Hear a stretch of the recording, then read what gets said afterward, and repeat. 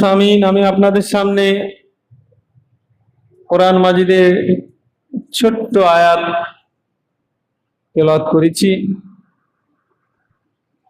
আল্লাহ তৌফিক দিলে এই আয়াতকে সামনে রেখে আনুষঙ্গিক কিছু আলোচনা হবে ইনশাআল্লাহ। ওয়া মা তাওফিক ইল্লা বিল্লাহ। প্রথম যে আয়াতটি পড়েছি তার অর্থ হলো লাকাদ কানা লাকুম ফি রাসূলিল্লাহি উসওয়াতুন হাসানাহ। এখানে বলা হচ্ছে যে তোমাদের সামনে, তোমাদের জন্য তোমাদের রাসূল সাল্লাল্লাহু আলাইহি সাল্লাম ইনি হলেন উসওয়ায়ে হাসানা, উত্তম নিদর্শন, উত্তম যাকে সামনে রেখে চলা যায় সেরকমের একজন মহান ব্যক্তি।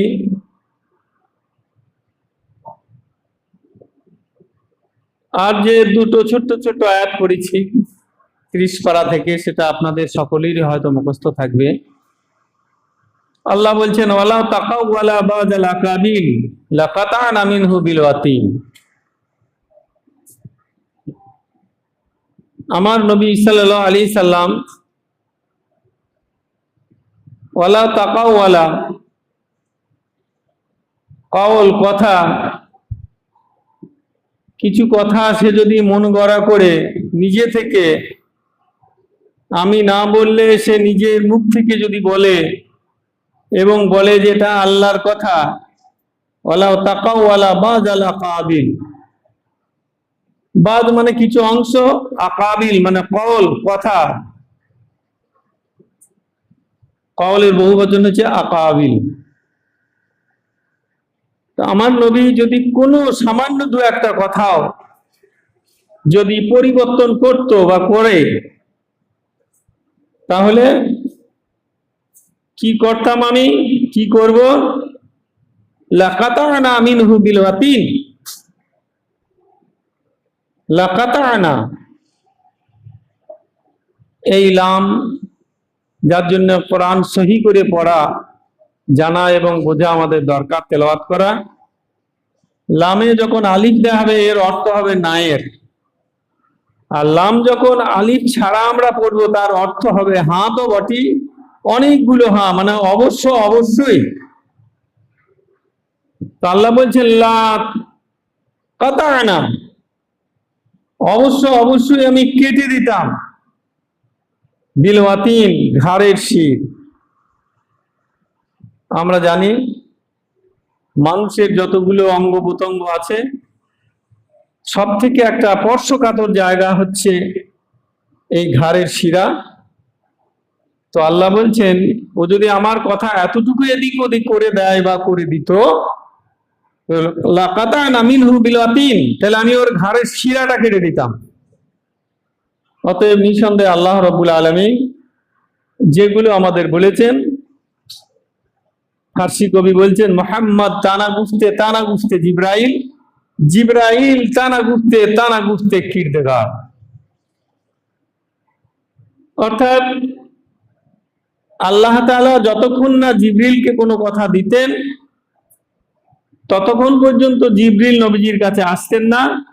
যখনই কোনো কথা পেতেন সঙ্গে সঙ্গে নবীজির কাছে জিবরিল আলাইহিস সালাম চলে আসতেন, এসে ওহী কথাগুলো শোনাতেন। যখন প্রথম ওহী আসে রাসূলুল্লাহ সাল্লাল্লাহু আলাইহি সাল্লাম, তিনি ভয় করছেন। যখন প্রথম ওহী এলেন, আপনারা সকলেই নিশ্চয় জানবেন, প্রথম ওহী এসেছিল 5টি আয়াত, সূরা আলাকের 5টি আয়াত পর পর এসেছিল। কি? ইকরা বিসমি রাব্বিকাল্লাযী খালাক, তুমি পড়ো। ইকরা মানে তুমি পড়ো, যে প্রভু, যে আল্লাহ তোমাকে সৃষ্টি করেছেন। ঐতিহাসিকগণ বলছেন আমাদের কাছে যে সমস্ত নবী জীবনীর পুস্তকগুলো আছে, বইগুলো আছে, সেই সমস্ত বইয়ের মধ্যে আমরা যেটাকে সব থেকে প্রথম সারির বই মনে করি আর রাহিকুল মাকতুম। আল্লাহ জান্নাতি করুক, শফিউর রহমান মুবারকপুরী সাহেবের লেখা। তিনি প্রথম আরবিতে লিখেছিলেন। আমরা ওনাকে দেখা করতে গিয়েছিলাম বেনারসে মাদ্রাসায় সালফিয়াতে। উনি আমাদের 3-4টি ছেলে আমরা গিয়েছিলাম, আমাদের হাতে একটি করে ওই বই দিয়েছিলেন। একটি হচ্ছে রাহিকুল মাকতুম, আর একটি কিতাব ছিল যাকে এখন মনে পড়ছে না। তো ওই কিতাবটা উর্দুতে আমরা পেয়েছিলাম। ওরকম একটা মানুষ তিনি নিজে হাতে হাদিয়া দিচ্ছেন। তো মাদ্রাসায় তখন পড়া অবস্থাতেও খুব মনোযোগ সহকারে কিতাবটা পড়েছিলাম। তারপরে কিন্তু অতটা মনোযোগ সহকারে আর পড়া হয়নি। ওখানে উনি লিখছেন যে তিনি যখন আল্লাহ যখন বললেন ইকরা বিসমি রাব্বিকাল্লাযী খালাক, তুমি পড়ো,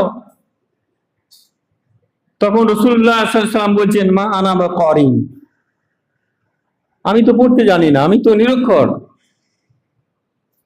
এইভাবে বারবার কয়েকবার যখন বললেন, জিবরিল আলাইহিস সালাম তাকে তার সিনার সঙ্গে নবীজির সিনা মিশিয়ে দিলেন, চেপে ধরলেন। তারপর তিনি বললেন এখন পড়ো ইকরা বিসমি রাব্বিকাল্লাযী ফালাক খালাকাল ইনসানা মিন আলাক ইকরা রাব্বুকাল আকরাম আল্লাযী আল্লামা বিল কলম। নবী সাল্লাল্লাহু আলাইহি সাল্লাম এই আয়াত কটা পড়তে বারবার পড়তে তিনি পড়তে আসছেন।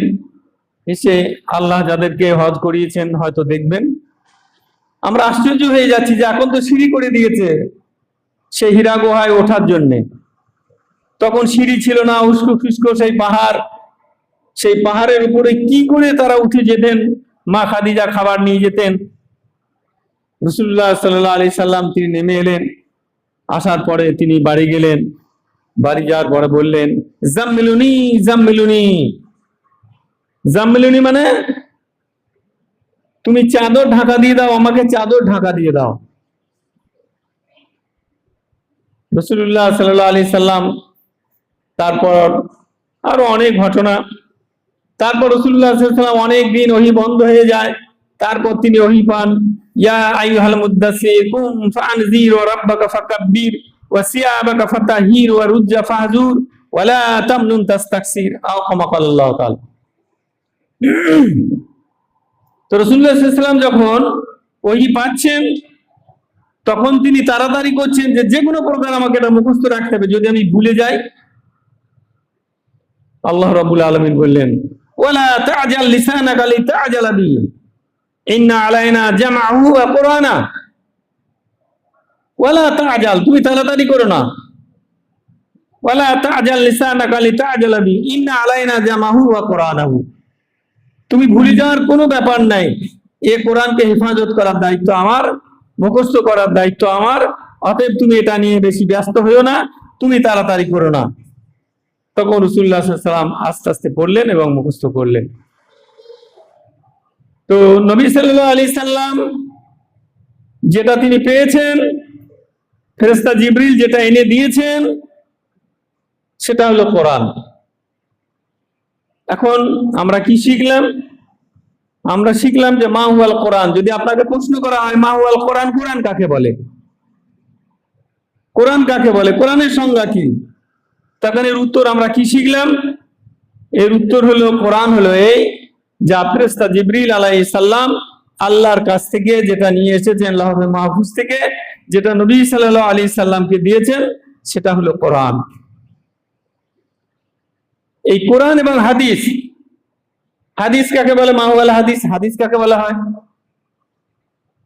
রাসূলুল্লাহ সাল্লাল্লাহু আলাইহি সাল্লাম যেগুলো বলেছেন, রাসূলুল্লাহ সাল্লাল্লাহু আলাইহি সাল্লাম যেগুলো করেছেন, রাসূলুল্লাহ সাল্লাল্লাহু আলাইহি সাল্লামের সামনে কোনো কাজ করা হয়েছে তিনি চুপ থেকেছেন, তিনি হা না কিছু বলেননি, একে বলা হয় হাদিস। আল হাদিস সালাসাতু আকসামিন, হাদিসটা হচ্ছে 3 প্রকার। কি কি? আল আউয়ালু কাউলুন, আস-সানি ফি'লুন, আস-সালিস তাকরীরুন। হাদিসটা হচ্ছে 3 প্রকার।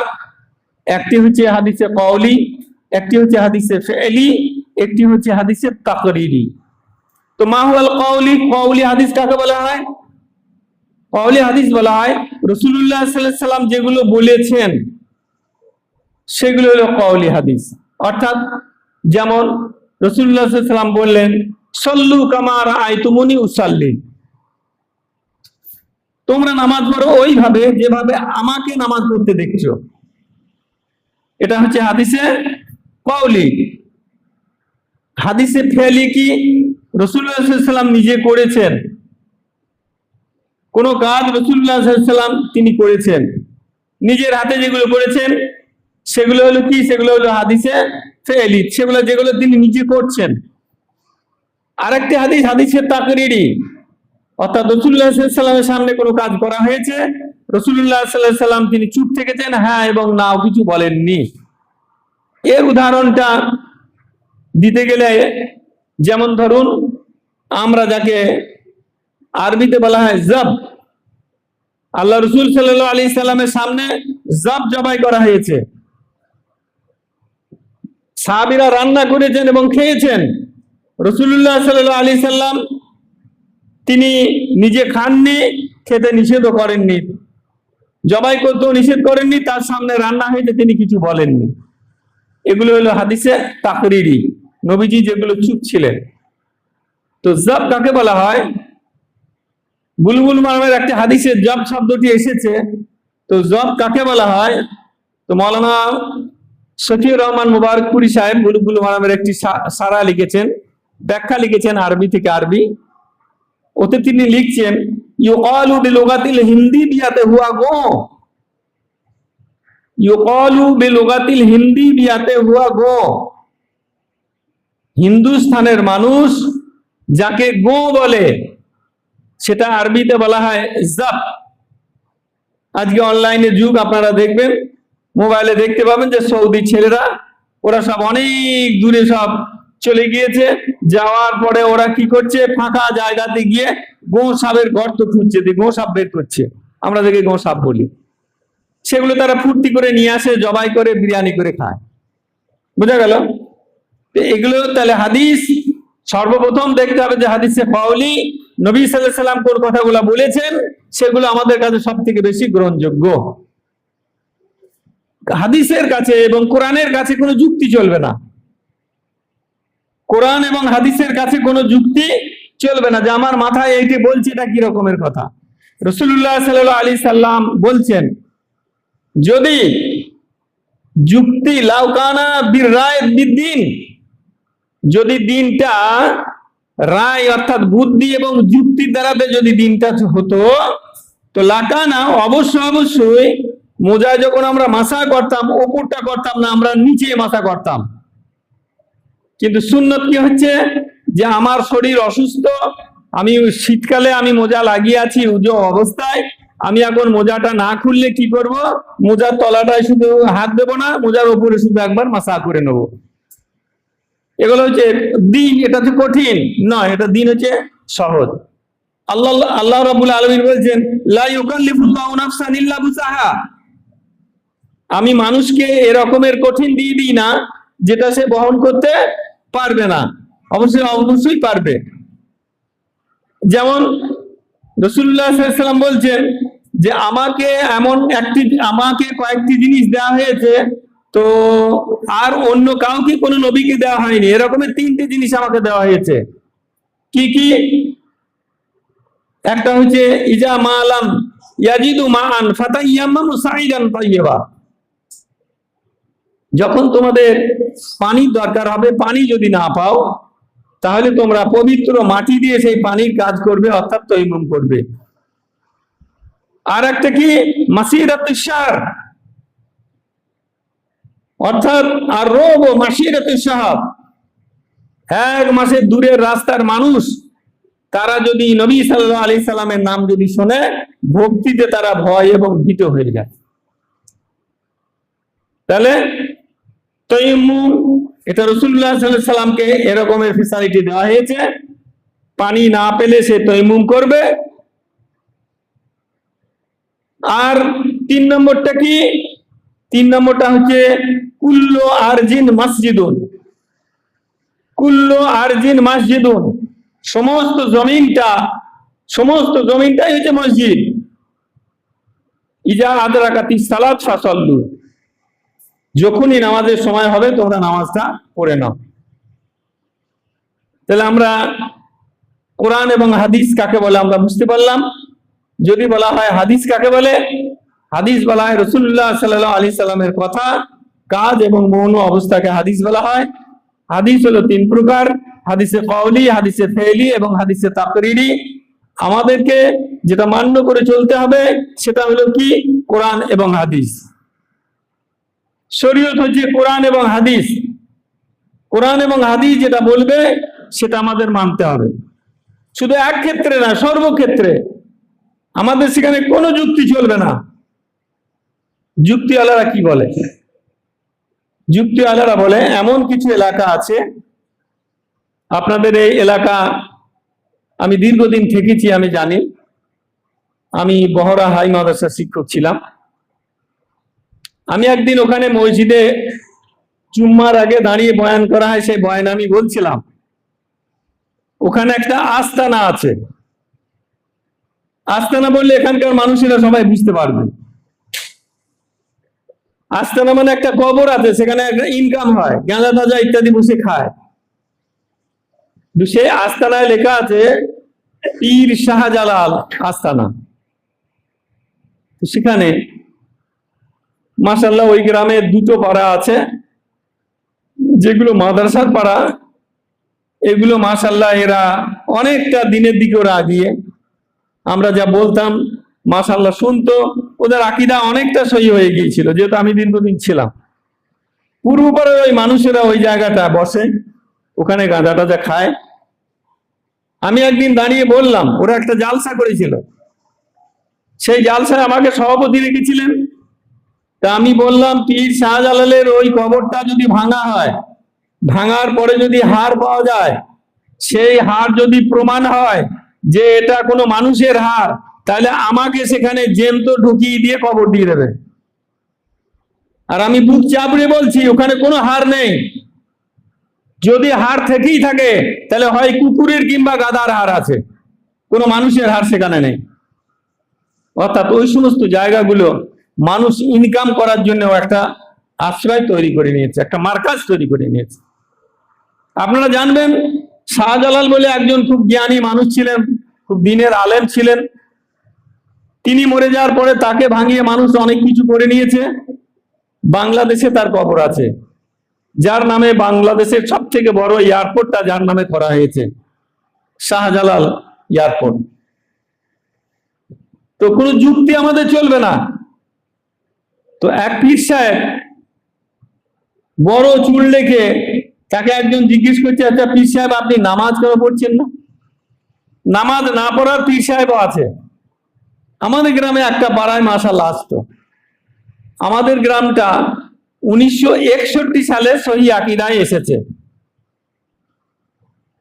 অর্থাৎ আমরা যে বছর হয়েছি কিংবা 2-1 বছর আমাদের বয়স, সেই অবস্থা সহি আকীদা এসেছে। কিন্তু আমাদের গ্রামের পশ্চিম পাড়াটা এখনো পর্যন্ত আকীদা শুধরায়নি। ওই পাড়ায় একটা জ্যান্ত পীর আসতো, সে পা বিছিয়ে দিত আর তার পাটা ধুয়ে দিয়ে মেয়ে ছেলেরা পানি নিয়ে যেত।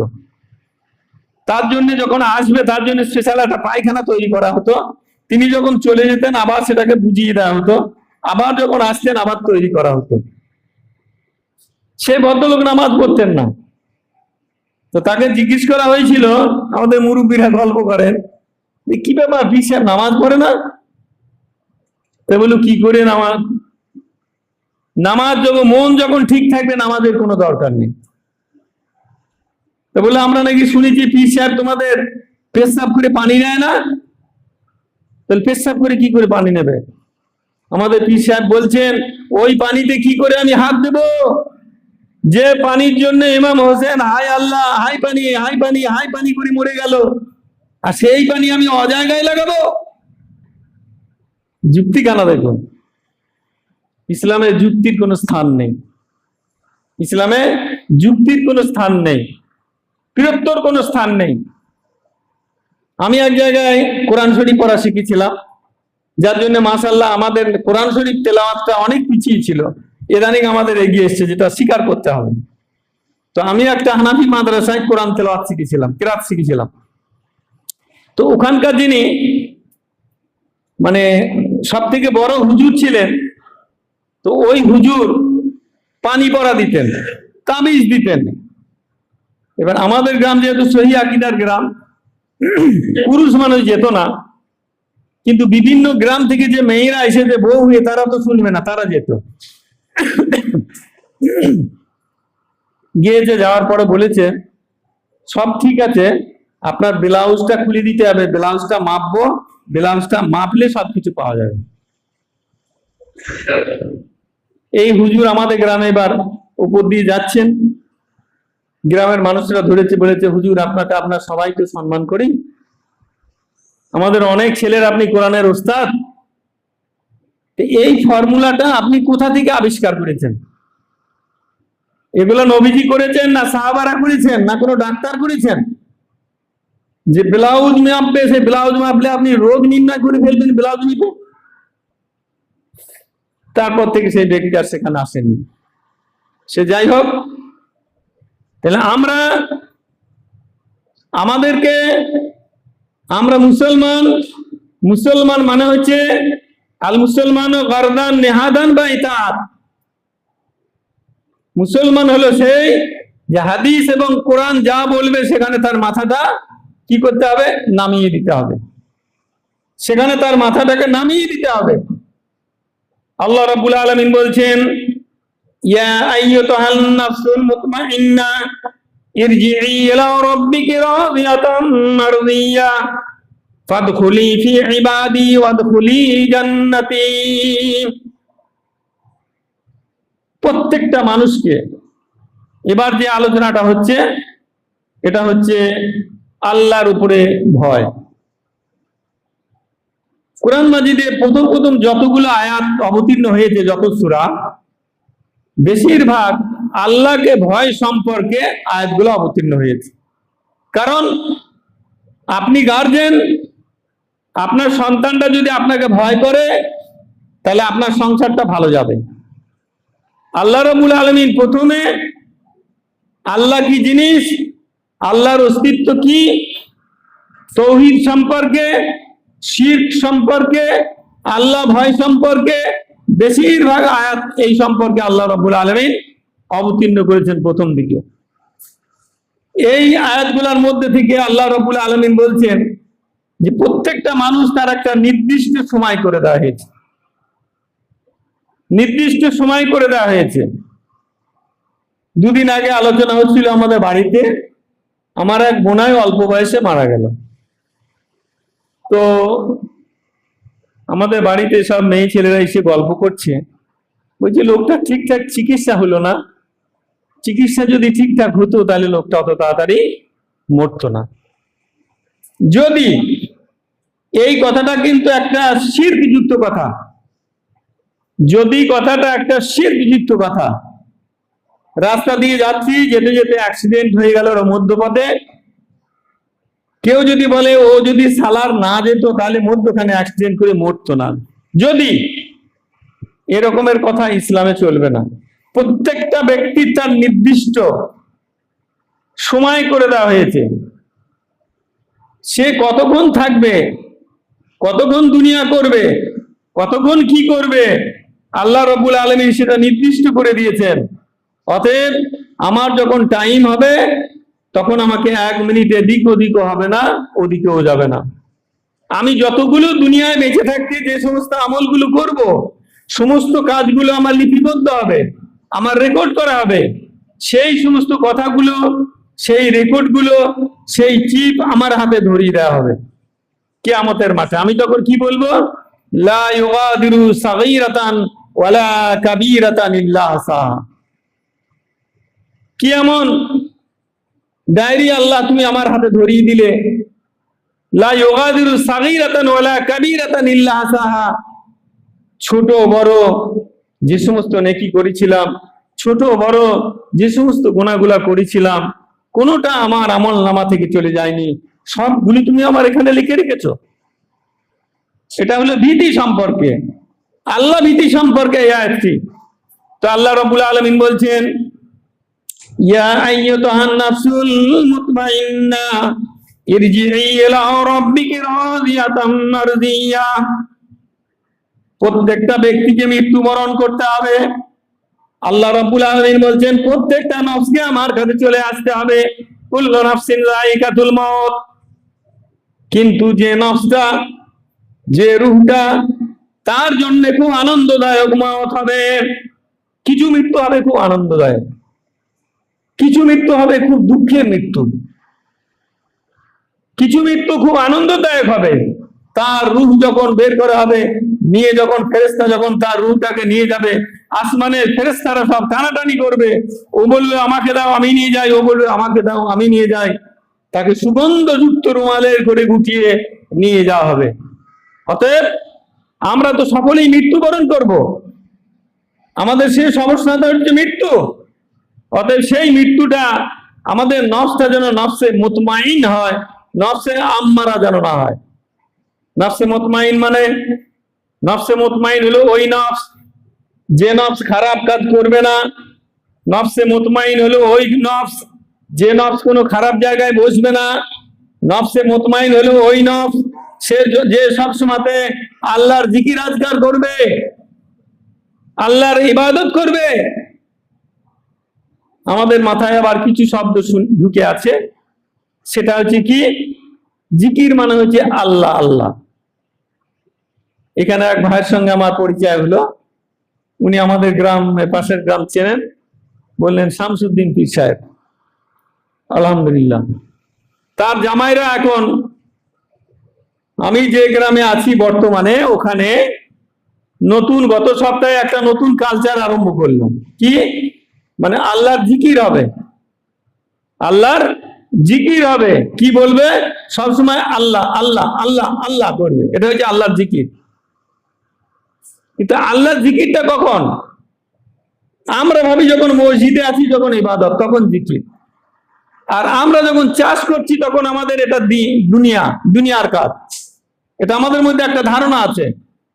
আমরা যখন স্কুল যাচ্ছি তখন আমরা দুনিয়ার কাজ করছি, আমরা যখন হাসপাতালে যাচ্ছি তখন দুনিয়ার কাজ করছি, আমরা যখন মসজিদে যাচ্ছি তখন দিনের কাজ করছি। এই ভ্রান্ত ধারণা আমাদের কাছে আছে। কিন্তু না, আমাদের জিকির কুল্লো মানে সব সময়তে, কুল্লো ওয়াক্তিন, প্রত্যেকটা সময় হচ্ছে আমাদের ওয়াক্ত, আমাদের কি জিকির, আমাদের ইবাদত প্রত্যেকটা সময়ে। আমি রাস্তায় চলছি, আমার ইবাদত। আমি বাড়ি গিয়েছি, আমার ইবাদত। আমি খাচ্ছি, আমার ইবাদত। আমি সন্তানকে আমি উপদেশ দিচ্ছি, আমার ইবাদত। আমি স্ত্রীর সঙ্গে কথা বলছি, ইবাদত। আমি স্ত্রীর সঙ্গে সংসার করছি, ইবাদত। আমার ছেলে মেয়ের সঙ্গে সংসার বুঝিয়ে দিচ্ছি, ইবাদত। আমি চাষ করছি, ইবাদত। আমি শিক্ষকতা করছি, ইবাদত। আমি ব্যবসা করছি, আমি ইবাদত করছি। কিন্তু আমরা ধরে নিয়েছি মসজিদে যে কাজগুলো হবে এটা ইবাদত, আর বাকি যে কাজগুলো হবে এগুলা দুনিয়াবি কাজ। কিন্তু তা তো নয়। প্রত্যেকটা কাজ, প্রত্যেকটা সময় আমাদের ইবাদত। শর্তটা কি? শর্ত এই, সেই কাজটা যদি আমার আল্লাহ এবং আল্লাহ রসুল অনুমোদিত হয়, তাহলে প্রত্যেকটা সময় এবং প্রত্যেকটা কাজ, এটাই হচ্ছে আমাদের ইবাদত। সময়ের শেষের দিকে বহুদিন পরে অনেক ইচ্ছা করে আপনাদের কাছে এখানে পৌঁছেছি। প্রথম যেটা ছিল, কোরআন এবং হাদিস কাকে বলে, নবীজির আদর্শ। মানুষকে শেষে মরতে হয়, তাই মরা সম্পর্কে, মৃত্যু সম্পর্কে দু এক কথা বলি, আমার শেষ হয়ে যাবে। যে আমাদেরকে যখন মরতে হবে, আমাদের নফসটা আম্মারা যেন না হয়, অর্থাৎ নফসটা যেন আমাদের জিক্রে নফস হয়, ইবাদতের নফস হয়। আমরা যে কাজটা করেছি ইবাদতের নফস, যে কাজটা করেছি সেটা মানুষের সামনে বলতে ভালো লাগবে। যেটা ইবাদতের কাজ হবে মানুষকে বলতে ভালো লাগবে। যেমন উদাহরণটা কি, আপনি কাউকে 500 টাকা দান করলেন, এই কথাটা আপনাকে অপরকে বলতে ভালো লাগবে। আর এটাও আপনার মনে হবে এই যে দানটা আমি দিচ্ছি কেউ দেখুক, সেটা আমাকে ভালো লাগবে। কিন্তু আপনি ধরুন সুদের টাকা দিচ্ছেন একজনাকে, আপনার কি মনে হবে? এই টাকাটা যে আমি দিচ্ছি, সুদের টাকাটা কেউ যেন দেখতে না পায়। অতএব ওটা ইবাদত নয়। ইবাদত হলো সেটা যেটা স্বতঃস্ফূর্ত ভাবে আমি সমাজের সামনে, সবারই সামনে, মানুষকে এবং আল্লাহকে খুশি করে যে কাজটা করব, প্রত্যেকটা কাজ, এটা হচ্ছে আমার ইবাদত। যেটা আল্লাহ এবং আল্লাহ রসুলের নিদর্শিত পথে হবে। তো আল্লাহ রাব্বুল আলামিন আমাদের বলেছেন যে প্রত্যেকটা মানুষকে মরতে হবে, কিন্তু তোমরা ওই নফসটা তৈরি করো যে নফসটা যেন নফসে আম্মারা না হয়, নফসটা যেন আল্লাহর বিরোধী নফস না হয়, নফসটা যেন রাসূলুল্লাহ সাল্লাল্লাহু আলাইহি সাল্লামের শত্রুর নফস না হয়, নফসটা যেন তোমার রাসূলুল্লাহ সাল্লাল্লাহু আলাইহি সাল্লামের মাহবুব নফস হয়। কি বললেন আল্লাহ? ইয়া আইয়াতুহান নাফসুল মুতমাইন্না, ওই নফসে মুতমাইন দুনিয়াটাকে যে সব সময় ইবাদত এবং জিকিরের সঙ্গে মিলিয়েছিল, তার যখন মৃত্যুর সময় হবে তাকে তখন বলা হবে, তার নফসকে বলা হবে ইয়া আইয়াতুহান নাফসুল মুতমাইন্না, হে নফসে মুতমাইন, হে আল্লাহ নিবেদিত নফস, সারা জিন্দেগি যে আল্লাহর ইবাদত এবং আল্লাহর বন্দেগী করে তুমি কাটিয়েছিলে, সমস্ত সময়টা তুমি হকের উপরে ছিলে, তুমি শিরক এবং বিদআত মুক্ত ছিলে। ইয়া আইয়াতুহান নাফসুল মুতমাইন্না ইরজিই ইলা রাব্বিকি রাদিয়াতাম মারজিয়া, তোমার রবের আদেশ হয়েছে, তোমার প্রভুর আদেশ হয়েছে, ইরজি ইলা রাব্বিকি রাদিয়াতাম মারজিয়া, তুমি খুশি এবং আনন্দের সঙ্গে তোমার রবের কাছে তুমি চলে চলো। তোমার রবের কাছে যখন তুমি যাবে, তোমার রব তোমাকে তখন আহ্বান করবে, ফাদখুলি ফি ইবাদি ওয়াদখুলি জান্নাতি, হে আমার আবেদ, হে আমার বান্দা, তুমি আমার কাছে চলে এসো এবং তুমি আমার জান্নাতে প্রবেশ করো। অতএব আমাদের নফসটা হতে হবে নফসে মুতমাইন্না। এ দুনিয়াটা আমরা সকলেই জানি অল্প দিনের, কিন্তু আমরা মরলে দুনিয়ার মানুষ যেন দুঃখ পায়, আমরা মরলে দুনিয়ার মানুষ যেন আনন্দিত না হয়।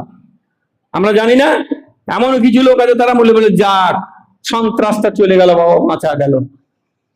আমি যখন যাব দুনিয়া থেকে, দুনিয়ার মানুষ কাঁদবে, দুনিয়ার মানুষ আর আমলে সালেহ যে ভালো কাজগুলা করেছি সেগুলো আমরা সদকায়ে জারিয়া হিসাবে কবর থেকে ইনশাআল্লাহ তার বদলা ইনশাআল্লাহ আমরা পাবো। আল্লাহ রাব্বুল আলামিনের কাছে দোয়া করি, হে আল্লাহ তুমি আমাদেরকে সহিহ আকীদা এবং শিরক মুক্ত জীবন তুমি আমাদের